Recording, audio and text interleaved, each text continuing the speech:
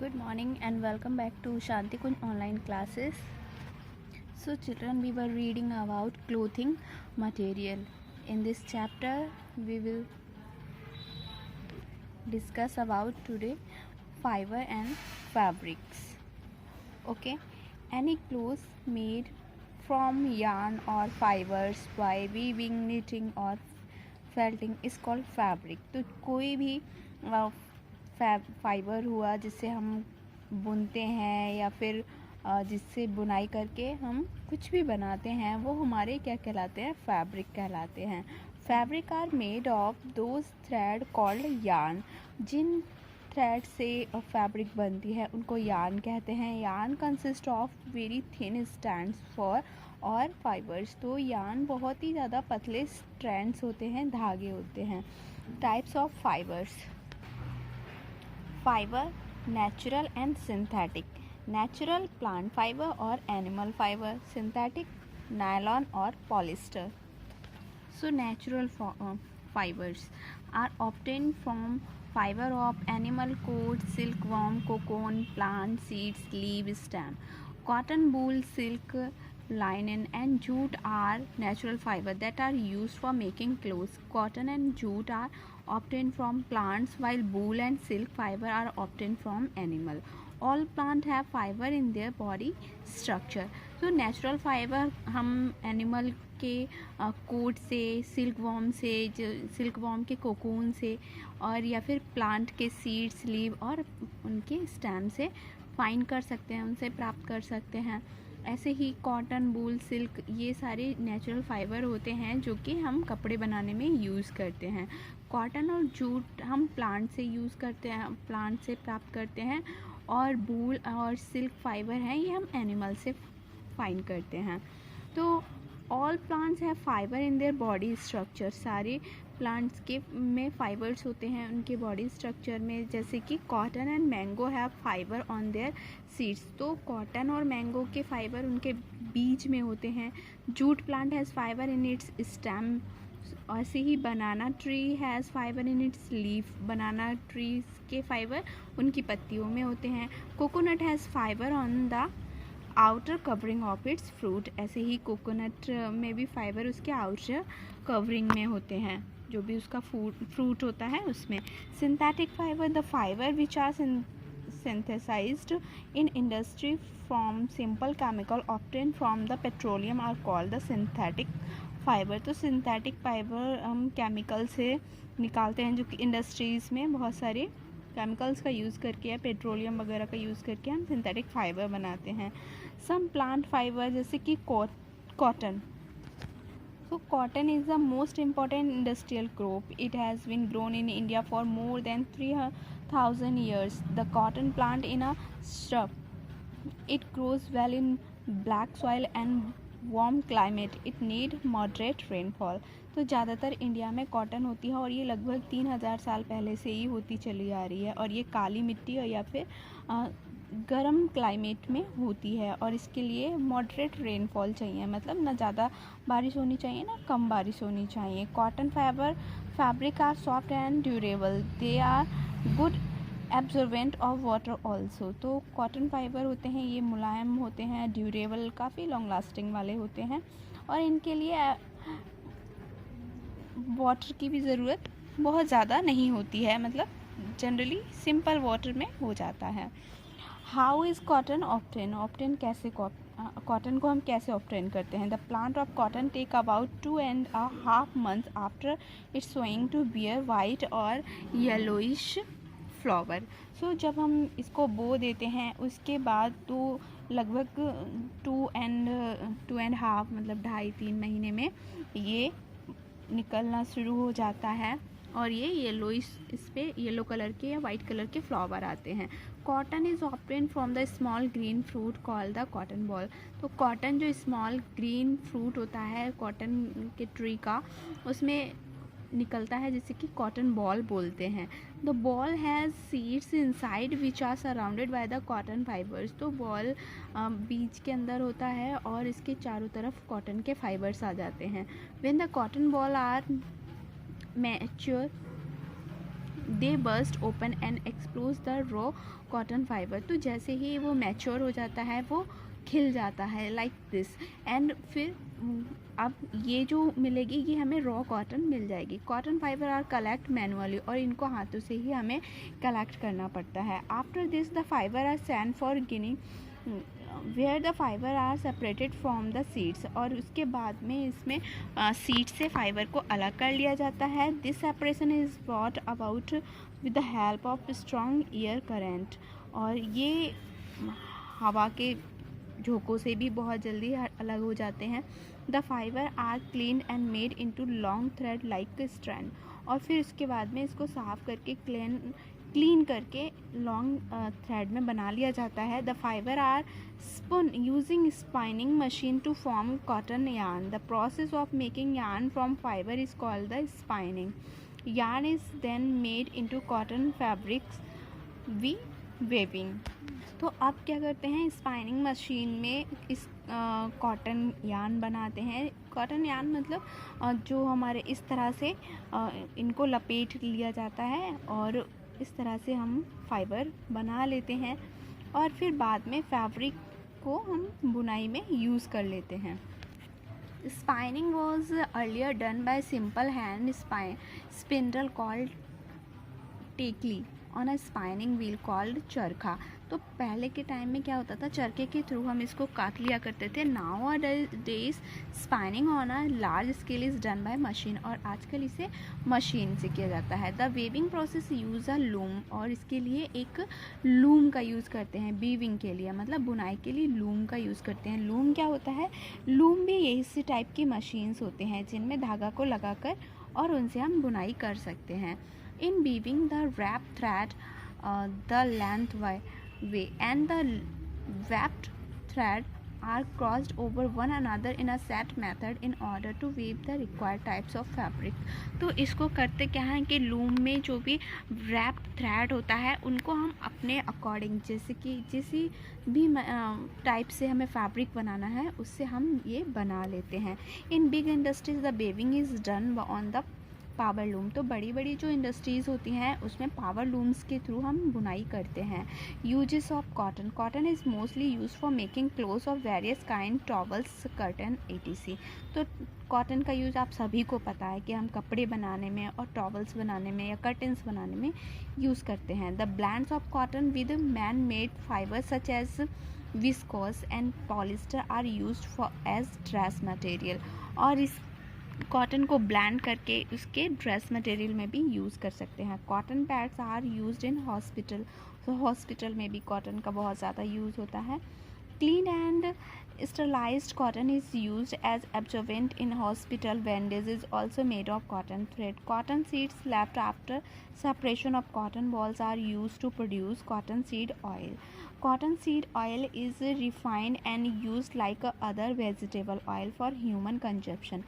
तो cotton seed का भी यूज़ किया जाता है, उसका ऑयल निकाल लिया जाता है, और जैसे बाकी वेजिटेबल ऑयल होते हैं ह्यूमन कंजम्पशन के लिए, वैसे ही कॉटन सीड्स के ऑयल का भी यूज़ किया जाता है। The dispersed cotton is used as fibre in the mattress, pillows and quills. तो क्विल्स वगैरह में भी इसका यूज़ किया जाता है। क्विल्स मतलब जो भी हमारे घरों में काउच होते हैं उनके कवर वगैरह के लिए। कॉटन क्लोथ्स और strands of spun cotton yarn are used in mops for cleaning floor. तो कॉटन का आपको पता ही है कि फ्लोर क्लीनिंग के लिए भी जो हम यूज़ करते हैं कपड़ा, उसमें भी यूज़ करते हैं। Since it is very light and good absorbent, it is mainly use for making clothes for summer. और ज़्यादातर समर में आपको पता ही है, समर सीज़न में ज़्यादातर हम कॉटन के क्लोथ्स पहनना पसंद करते हैं, इसीलिए कॉटन का यूज़ हम समर में भी करते हैं। Jute is one of the cheapest natural fiber. Jute is the most expensive used fiber next to cotton in amount produced and variety of uses. It is obtained from the stem of plant called the patson, which is 8 to 10 feet high plants. तो jute का use, cotton के बाद हम jute का use करते हैं और ये हमें प्लांट के स्टेम से मिलता है जिसे हम पैटर्न बोलते हैं। और इसका प्लांट लगभग 8 से 10 फीट ऊंचा होता है। It is a rainy season crop and grown best in warm and humid weather. तो ये रेनी सीजन की फसल होती है और इसे ज़्यादातर ह्यूमिड वेदर में ये उगता है। Almost 85% of the world jute cultivation is done in Ganges delta. तो जहाँ पर लगभग 85% जो भी जूट होता है दुनिया में वो गंगा के डेल्टा के किनारे भी बनता है। जहाँ पर रिवर में डेल्टा बनता है, बच्चों उसके लिए आपको डेल्टा समझना होगा। तो ये पानी के एरियाज़ में ज़्यादा होता है। It is cultivated in Bangladesh, China, Myanmar, Nepal, Pakistan, Thailand and India. ज़्यादातर ऐसी जगहों पर इसकी खेती की जाती है। In India jute is mainly grown in Bihar, Assam, Odisha, Andhra Pradesh and West Bengal.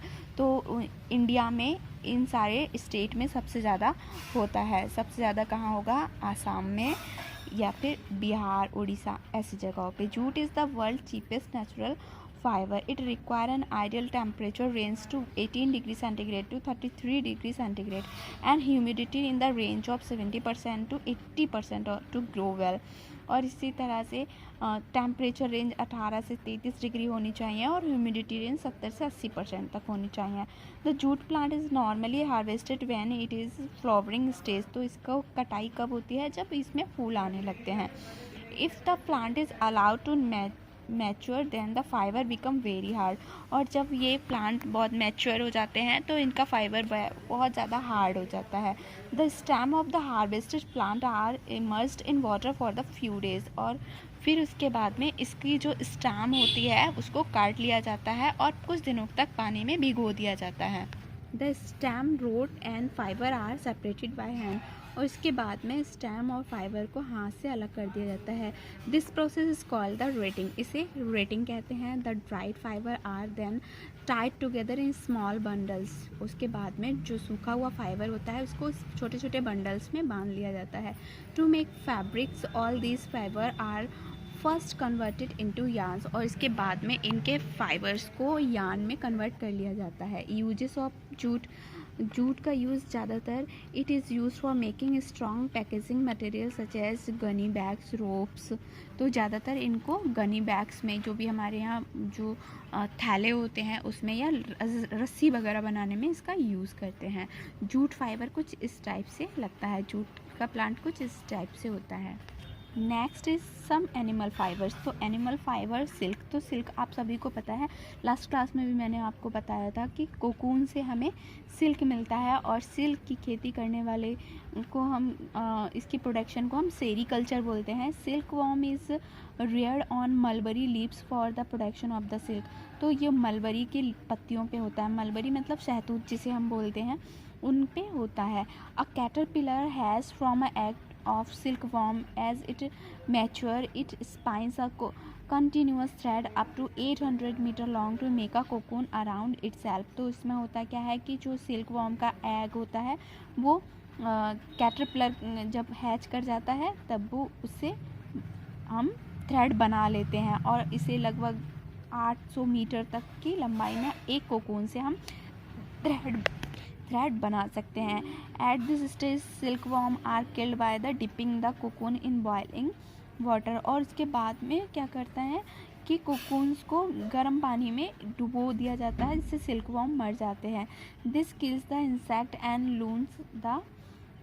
लूजेंस the cocoon. और इस तरह से कीड़ों को मार के उससे कोकून प्राप्त कर सकते हैं या सिल्क यूज़ कर सकते हैं। इसका uses non absorbable suture used in surgery are manufactured from the silk. तो सिल्क का यूज़ आप सभी को पता है बहुत सारी जगहों पे होता है। टेक्सटाइल इंडस्ट्रीज़ में भी करते हैं। Chinese doctor have use silk to make artificial arteries में भी यूज़ करते हैं और भी बहुत सारी चीज़ों पे हम यूज़ करते हैं।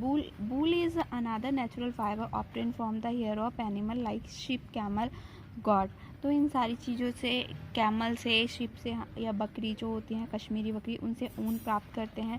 Removing the wool from sheep is called the shearing. तो जो भी शिप होते हैं उनसे बूल निकालने की प्रोसीजर को हम शेयरिंग कहते हैं। After shearing the wool is cleaned and washed. The clean wool is spun into fiber. This fiber is then woven to knitting to make woollen cloth. तो उसके बाद में उसकी सफाई की जाती है और उससे फ़ाइबर निकाल लिया जाता है। और जब फ़ाइबर निकाल लिया जाता है फिर उसके बाद में उसकी शॉर्टिंग भी की जाती है, साफ वूल निकाल कर फिर उसके कपड़े बनाए जाते हैं। और इसका use making clothes for winter clothes में यूज़ करते हैं, making carpet, making meeting for fisherman's के जो नेट होते हैं उसमें भी करते हैं। Next is nylon, some synthetic fiber. Nylon is the synthetic fiber introduced in 1938 when nylon stocking first appeared. It is quite strong at weight less than any other commonly used fiber. तो इसमें ये क्या होता है, ये natural fibre है और ये भी 1938 में आया था और ये बड़ा ही हल्का होता है। Commonly used fiber, nylon fiber is smooth, non-absorbent, durable and ड्राइज quickly. तो ये ऐसा फाइबर होता है कि एक तो बहुत स्मूथ होता है, दूसरा बहुत जल्दी सूख जाता है। It is elastic and resilient and so need no ironing.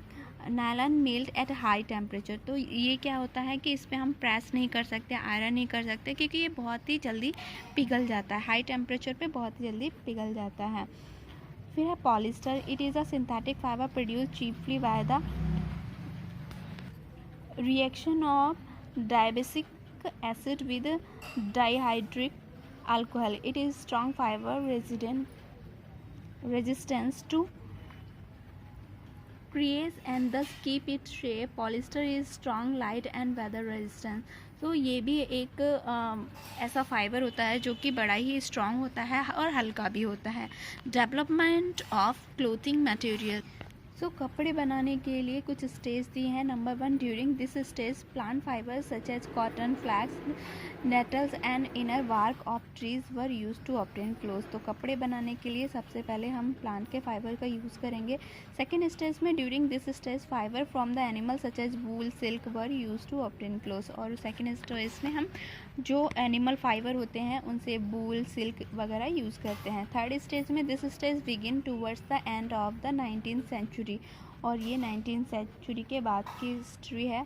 During this stage man made और synthetic fibre material such as nylon, rayon, polyester etc were use for making dress material. उसके बाद में नायलॉन वगैरह का use होने लग गया। During 20th century blends of man made fibre from plant और एनिमल वर डेवलप्ड। और 20वीं शताब्दी के बाद से एनिमल्स और प्लांट के फाइबर्स का यूज़ अच्छे से होने लग गया। Clothes made from such blends having improve strength, resistance to wear and tear and are easy to wash. और अब कपड़ों को की स्ट्रेंथ बहुत ज़्यादा बढ़ गई थी, इनके बियर और टियर्स जो होते हैं अंदर टूट फूट वगैरह थोड़े कम होने लग गई थी और अच्छे से कपड़े को ब्लेंड करके यूज़ किया जाने लग गया। Our choice of clothing is influenced by the following factor: climate, occupation, culture and tradition and daily needs. तो ये सारी चीज़ें हमारे कपड़ों की चॉइस पर डिपेंड करते हैं। मतलब हम क्लाइमेट के अकॉर्डिंग कपड़े पहनते हैं, वेदर के अकॉर्डिंग पहनते हैं और अपने डेली नीड्स के अकॉर्डिंग भी। सो चिल्ड्रन, हमारा चैप्टर कंप्लीट हो चुका है क्योंकि अब आपके हॉलीडेज़ होने वाले हैं, समर वेकेशन।